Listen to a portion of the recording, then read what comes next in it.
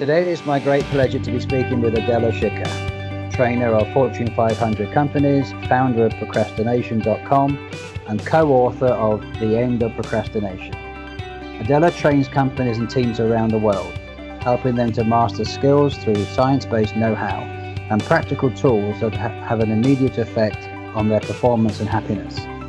As a company growth consultant and keynote speaker, she has lived and worked for the past 19 years in 11 different countries across 4 continents. Experience from diverse working environments and knowledge based on environmental economics and psychology has given Adela a keen eye for people's talents as well as for the understanding of what today's fast-paced business environment requires.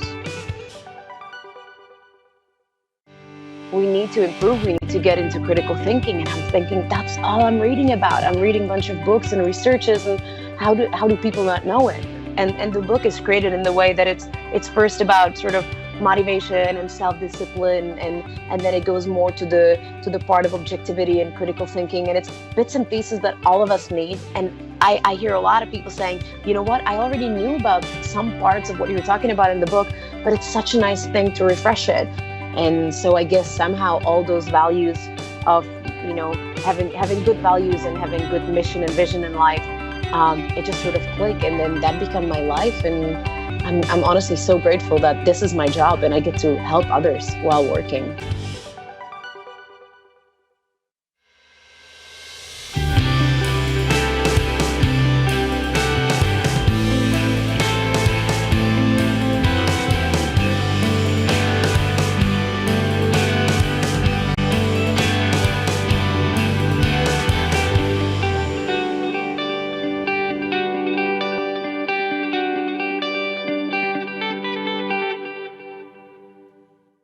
So hello, Adela. Hi, Mark. Thank you so much for having me. A real pleasure. I think it's been about a year and a half since we last met, and I think that was in New York, as you do. It was indeed, and that was one awesome time we got to spend together. It was great. We explored. You showed us a few things that parts of New York we hadn't seen before. There was the High Line and one or two other things. So very happy memories from back then. Indeed. And I'm hoping more of them are coming. And I still can't believe it's been many Credit Matters conferences that I attended. I hope for many more of them to come. And not just meeting you, but all the other attendees. I always loved that time. So I'm really looking forward to this year. Yeah, me too. And all being well, we can still crack on in September as we've been planning. So fingers crossed that will happen. Sure. As mentioned in the intro, from a very young age, you've lived abroad, 11 different countries, you speak a number of languages, and have co-written a bestseller. In this interview, I want to explore your motivations and what drives you. So how did it start? When did you first go abroad, for example? Well, it actually started when I was about 14, 15, and we did a lot of sports with my families. And one day we were kayaking on the Vltava River, and I got stopped by a girl telling me that I should be a model and join an agency. And I thought it was a really nasty prank, you know. I was all legs and arms, and I was in Girl Scouts. But it turned out that that's the way life works. And I actually started modeling that year, and I did it for 8 years. So my first 8 years of traveling was connected to a lot of fashion shows and catwalks, but equally because my mom was always about education. She's a neurologist. I was parallel studying in the US, in Paris and in London. And then slowly, because I loved the traveling and exploring, I had many jobs that led me, as you said, all around the world, from China to Brazil to Montreal. And Singapore. So somehow this idea of traveling was always with me.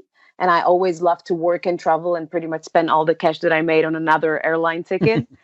But when it comes to the motivation, I really love this idea of helping others. And because I'm a huge, first of all, geek and second of bookworm, I was really happy that about 6 or 7 years ago, I found a company in Czech Republic that was all about, hey, how about we bring scientific knowledge to companies and to individuals? And I told them, why are we not doing this globally? This is a phenomenal idea, and I'm going to help you build it. And after 7 years there, we were living in New York before the coronavirus craziness, but we were living in New York. We have a bestseller with the biggest American publisher. Being grateful that it's a Czech book at the beginning. Now it's 18 different languages translated into, and I get to speak at conferences like yours and actually get to meet people who I never knew what order to cash was before. And now I know, and I get to meet them and talk to them and see their struggles. And I'm really grateful I'm able to sort of help them and sometimes give them a good kick in the 8 o'clock in the morning when my presentation normally is the second day of the conference. So that's pretty much the long story short. Yeah, I billed you as the Alka-Seltzer kid, didn't I? A couple of years ago, you got the morning after the party, gig. Yeah, you did, and I love it. I feared it, but it was great. Yeah, and as you said, you're coming this year as well, and looking forward to you being there and weaving your magic again. So taking this your interest in the sort of the psychological side of things and business. What was the real catalyst? You said you were modeling, so you were traveling. So I guess that was kind of a fairly like a sportsman, a fairly rarefied atmosphere. You were probably well looked after. You had people around you. How did you kind of start to find that connection between business and psychology? And was there something within the modeling world that you identified? I do think that it was more of like a mix of things. First of all, as I said, I was really grateful on, again, Girl Scouts and having great parents. So my parents always talked to me about values, why we're value driven, why do we have a certain purpose in life. And I modeled and it was great. I luckily was surrounded by amazing people. I get to travel, so it was none of your drug skinny model craziness. I was really grateful. I get to meet cool people. And I slowly started to see how the businesses are working, because we were opening airlines and we were doing some photo shoots in hotels, and we get to meet managers, and I get to meet owners and Vogue editors and you name it. And I get to see how no matter where you're from or no matter which business you work in, there are certain patterns and people work in a certain way.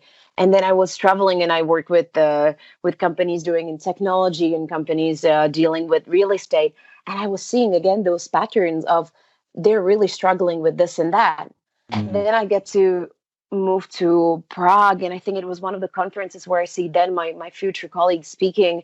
And she was talking about this, hey, it doesn't matter what we do if you're a teacher or if you're order to cash, we're still struggling with the same motivation, same failures, same biases. We need to improve. We need to get into critical thinking. And I'm thinking, that's all I'm reading about. I'm reading a bunch of books and researches, and how do people not know it? But that's the thing. Our jobs are so demanding. We don't have time to go sit down and read 300 books a year or whatever those crazy keynote speakers are doing.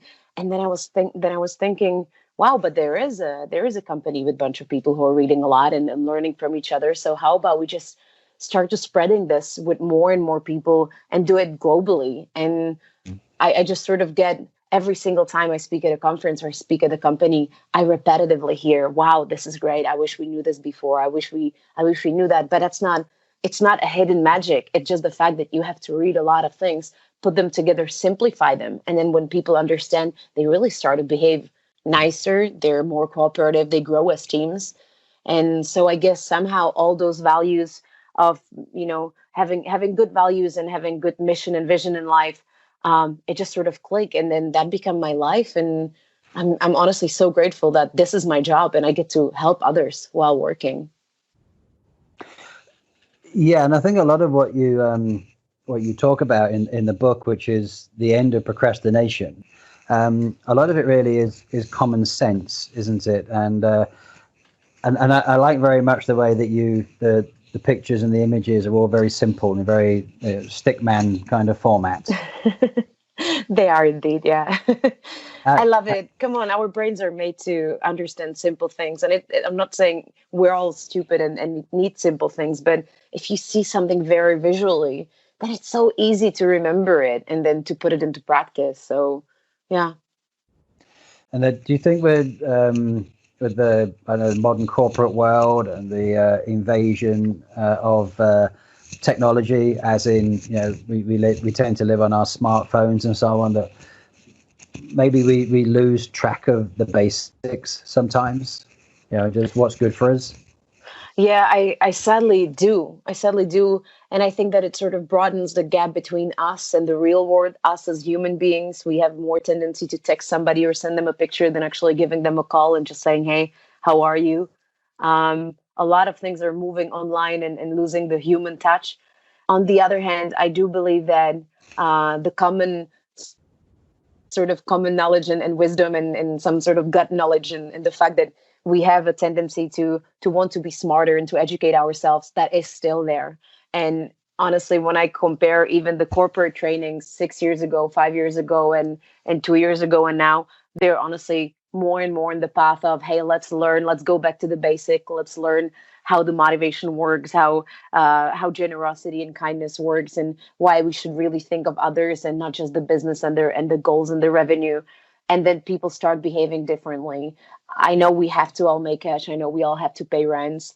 But if we focus more as well on others and on the personal growth and sort of being kinder to each other, that's the sweet spot. And honestly, companies are more and more now focusing not just, hey, we're going to bring an inspirational speaker, somebody who's going to give us a kick, but they bring trainers like me and like my colleagues, and they really want for their people to have something very practical but very science-based at the same time. Where can they say, okay, learn this and then use it, tailor it for yourself, and then you will see your iPhone is no longer, you're not a slave of your iPhone, you're using it as a gadget, as a tool, but you're still a human being and you still can interact. Yeah, and that's, I think that's probably very similar to what we try and do as well in the association. And I find that I've always found that the joy of the job, and why I've kind of been in my profession for nearly 40 years, is it is the basics and the little things, and still the pleasure out of success through really fairly small things, collecting money from a customer that's perhaps being difficult for some reason or other, and there's personal challenges in there. Yet quite often when I talk to people and I'm coaching, there are it's this bit about kind of just sheer joy in doing, and that sometimes that seems to have got lost. Yeah. And to be honest, Mark, I'm seeing it with what you're doing, and I'm seeing it at your conferences. There are people that are loving their job and they love to interact with people and they're learning from each other. And I think that's why I honestly love to be a speaker there and get to meet people who are doing something so far-fetched for me, because we're sharing this values of like, hey, I'm really enjoying my job. I love my customers. Fine, I'm collecting money, but I'm enjoying it. It's a good process. I'm trying to make everybody happy. And that's fascinating. That's absolutely fascinating to watch. It is, and right now, with the world being the way it is, we're being in the credit profession. We're front page all the time now, so we're seriously high profile.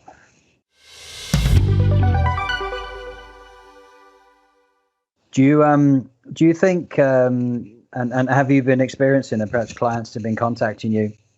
Do you think that some are experiencing the Dunning-Kruger effect at the moment?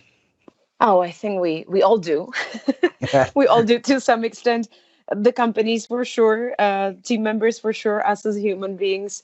Heck yeah. And it's all about the amount of information we're getting and how we're sourcing our information. Where is it coming from? What does the government tell us? What newspapers are we reading? And we sort of tend to be prone to have this Dunning-Kruger effect, and all being succumbed to it from time to time, for sure. Yeah, I suppose perhaps to explain it a little bit, the Dunning-Kruger effect was research done by these two scientists, Dunning and Kruger, and they kind of noticed that people think they kind of know more than they do, right? And then as you go forward, you're kind of exposed to reality, and you go through a period where you realize there's a lot that you don't know. So your kind of confidence wanes for a period of time, doesn't it? And then goes up again once you gather the knowledge that you didn't have before. Exactly.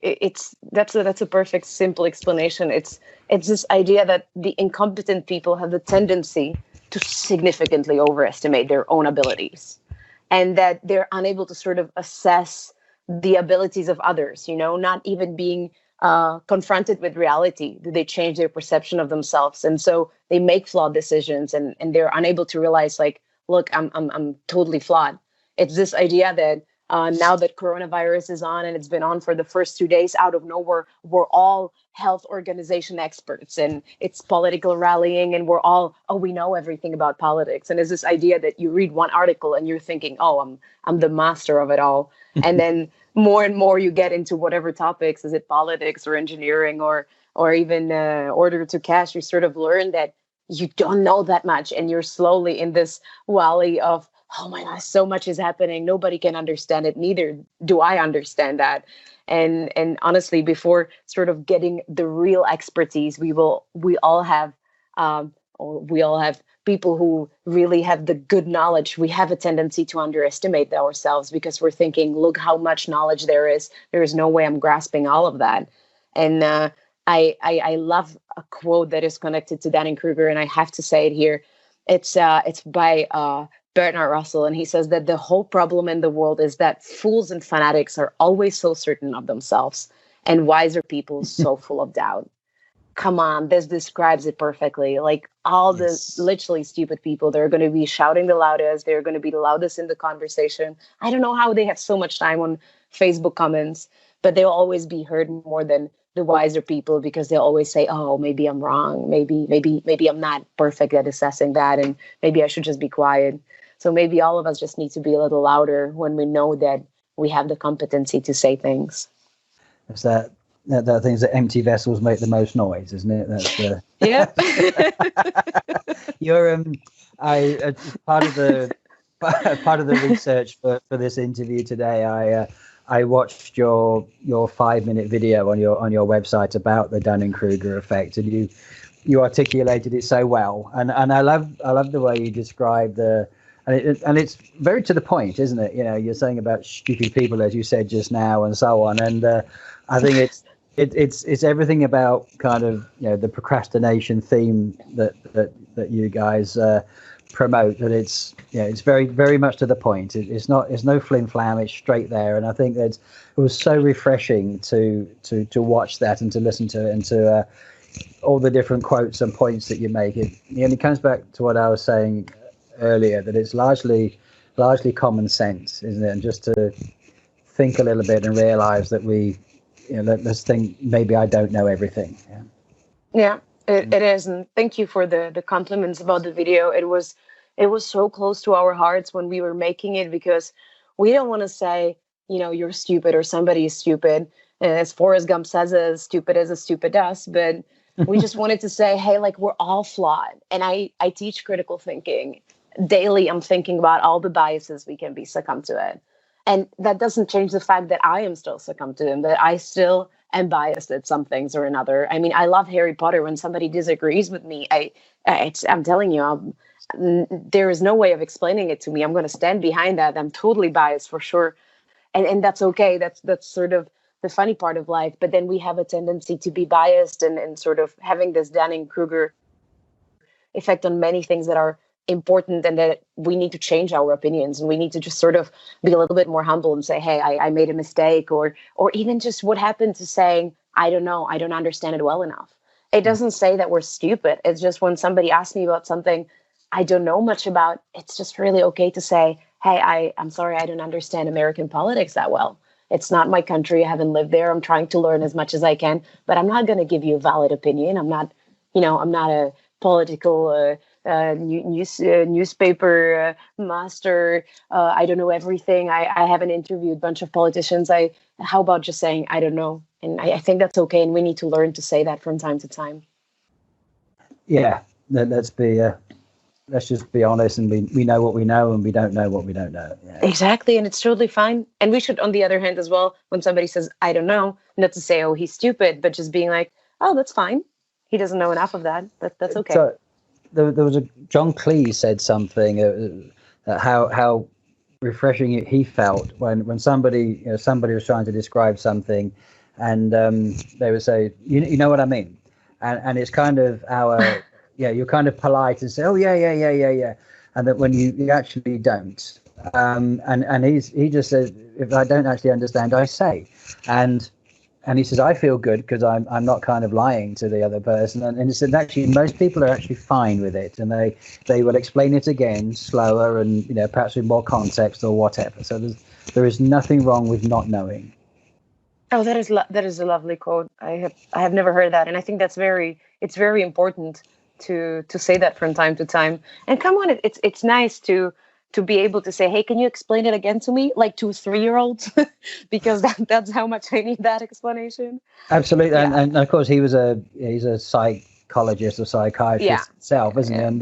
And he says that people love to talk, and they love to talk about themselves. So if they have an opportunity to do it again, more than happy. Exactly. Something else I'd like to ask. I mean, you're a young person, and you've done a lot. One of the things we hear all the time now is we don't have time.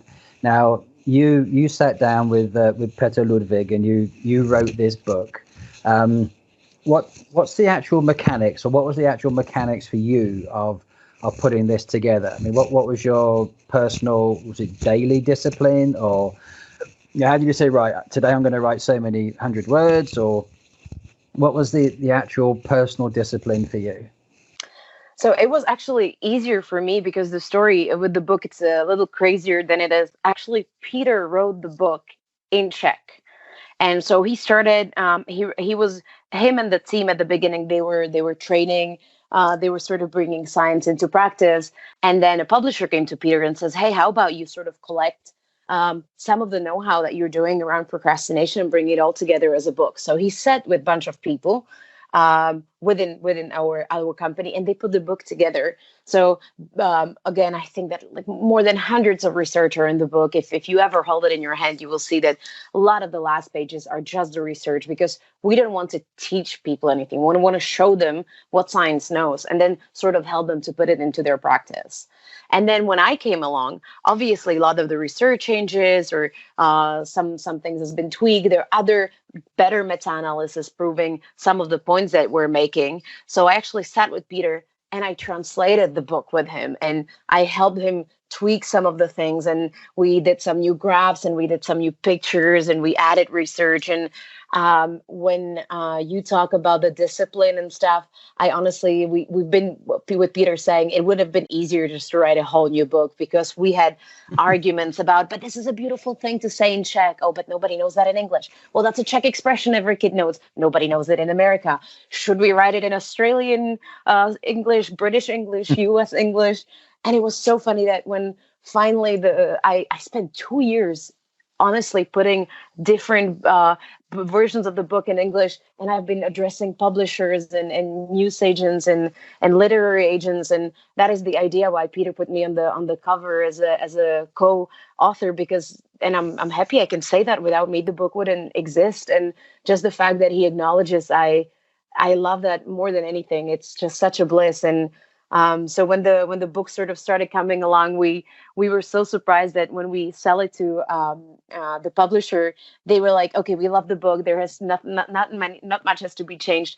But for the Australians or UK, we had to do a different version. And then we had to do a different version here and there. And then we had the French version, and it's of course different for an African French. And so it was so funny to see that even our arguments about languages and little nuances, they changed in different versions of English. But it was a lot of hard work, to be honest, to just sit locked in the office and just going word by word saying, will people understand that? Is this too common of an expression? Are we being scientifically correct? And then we have a lot of quotes from many scientists. So we were talking to them over the email, just saying, hey, can we publish this? Can we say it like that? Can we sort of draw from your studies? And they all loved it. And honestly, no matter who we send this book to, if you're 15 or 60, if you're a student or a CEO, they love it. And it's just honestly, I love the book, and it's been a great journey. And it honestly just started because we published it a year ago, and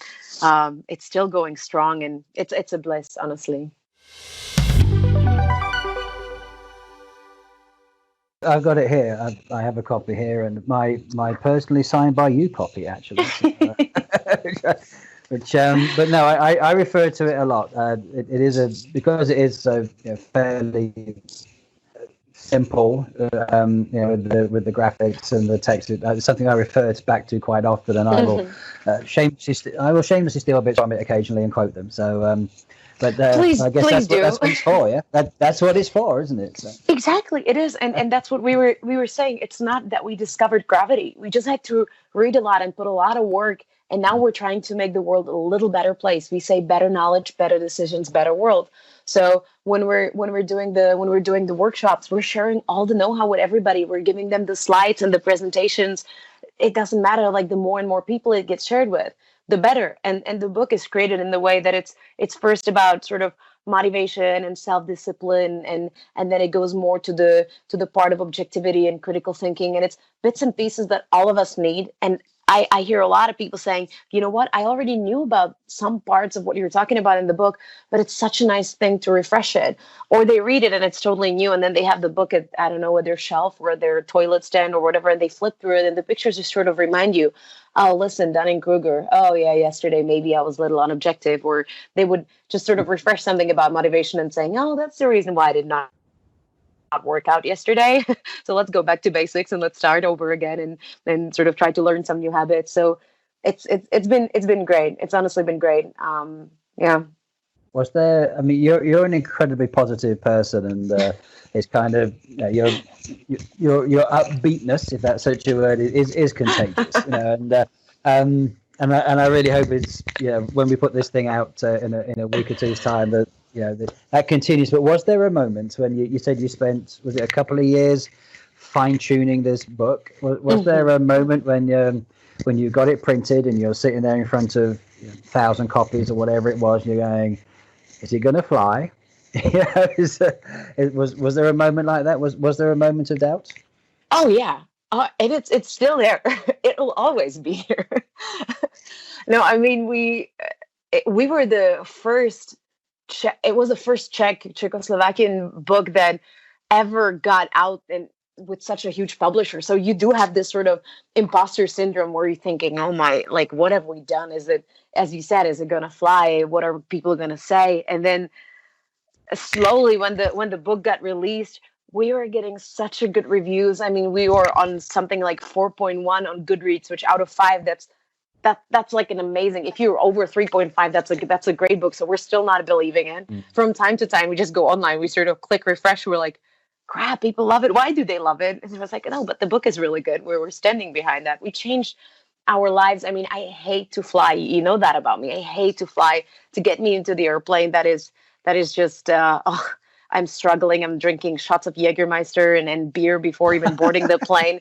And then people ask me, it's like, but why do you fly all the time? Because you know me, I before the corona, I was living between Prague and New York pretty much, and doing this crazy San Francisco trips for 4 days. I've been pretty much living at the airport. And it's literally the reason, because I believe that the book and what we're doing is so unique and so helpful, and people love it. And we're not taking ourselves seriously. I speak the same way as I do to my friends, as I do to managers in Microsoft or Google. I think that people are just sick of all those corporate trainings with guys with ties this is going to be a 3-hour training about 17 different slides of Excel sheets. So I'm really happy that we have slides with Simpsons and Friends and The Office, and we're just trying to make everything very regular and daily. English as a second language still is funny to me, but so I think that's the reason why people love it. And then when you're done with an 8-hour training, totally exhausted, and people come to you and say, hey, this has been great. Like, I really enjoyed every moment. It's simple. I do believe I can put it into practice. My team can grow. I mean, that is the reason to get into the airplane and sort of wake up in the morning for me, for sure. Yeah, I think I have similar thoughts. I don't fly so much because most of my work is around Central Europe, but I do 30,000 kilometers by train. Wow. And there are times when I'm sitting in I'm standing on a platform at 5:30 on a February morning, and it's snowing, and I'm going, and for a moment there I go, why? And then I think, right, great, in 4 hours time I'm going to be in Budapest, and I'm going to be working with whoever, and or wherever I'm going, and I believe in what I do, and it's the passion that gets you out of bed, and it gets you to that airport, doesn't it, and onto the train and so on. And because it's that sharing thing that's very important, sharing your passion and other people feeding off it. Yeah. True. And I think that that's something that when we met those years ago, I think that that was something that was the first thing that we agreed on, that's why we love our jobs, even though it's demanding. We love it, and we love to do that. And that's sort of what motivates us on daily basis. So, and thank you for what you're doing. I honestly never really understood what you guys are doing. Then I slowly learned how difficult it is. And honestly, as you said, with the time being important, time being one of the most valuable commodities that we have, dealing with money, which is the second one where people they like to be very skittish, and it's difficult to deal with. And I'm sure you're dealing with a lot of difficulties with your job, and you're still working on the conference and sort of getting people together and discussing it in a very open and educational way. That's amazing. I'm really grateful. I've been part of this for some time now. Yeah. And as I said, hopefully we'll have another one in a few months' time as well. So, so right now you're not traveling around so much. You're kind of locked in like the rest of us. But hope that soon that will change. And what does the future hold? What comes next? Is there a procrastination 2 in the pipeline, or what comes next? What comes next? Well, I'm enjoying this confinement because I'm in the south of Czech Republic in our beautiful 20-meter square cottage with you have to sort of make the heat with the wood, and then there is a huge lake. So I'm enjoying the fact that it's not the airport, and I can just sort of walk around the lake and look into it. But honestly, in the future, I think when we're going to start flying, we're just going to keep on speaking and training at conferences again. When it comes to the book, of course, we would like to have more of them, and we would very much like to continue having other topics from the book drawn. We would love to have one on critical thinking, which our colleague Lucas is working on, and that's sort of a core of what we want to teach. And again, I think that people are, as they're going to be born and they're going to die, they're going to procrastinate. So more and more procrastinators are going to be there.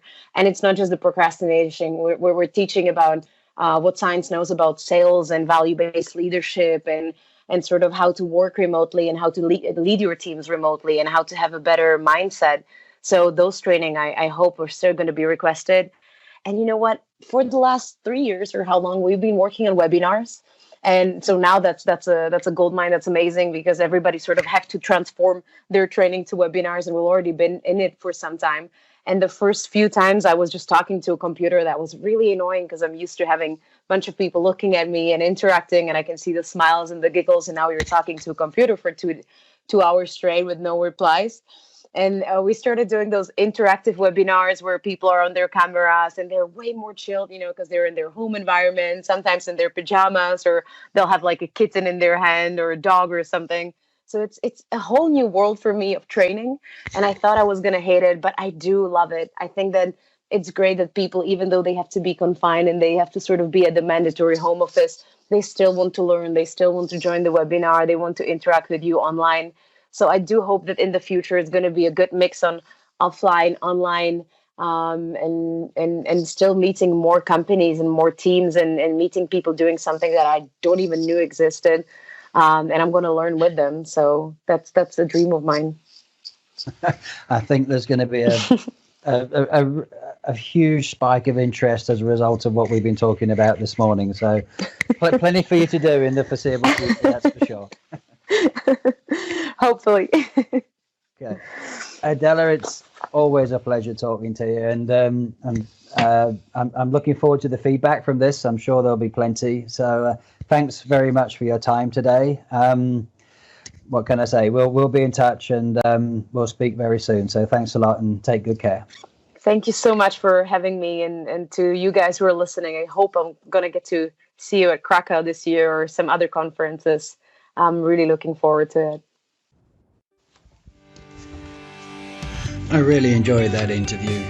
What comes through is the passion and the enthusiasm and the just sheer love for the job. And I think anything to be taken from that is that really applies to all of us. If you look for the joy and the details in the job, that's where the real magic lies. I hope you feel the same after listening to that today. As we mentioned in the interview, you can meet Adela at our Credit Matters conference in Krakow in September. All the details are on the website www.creditce.eu. And thanks for listening, and we'll see you soon. All the best. Cheers.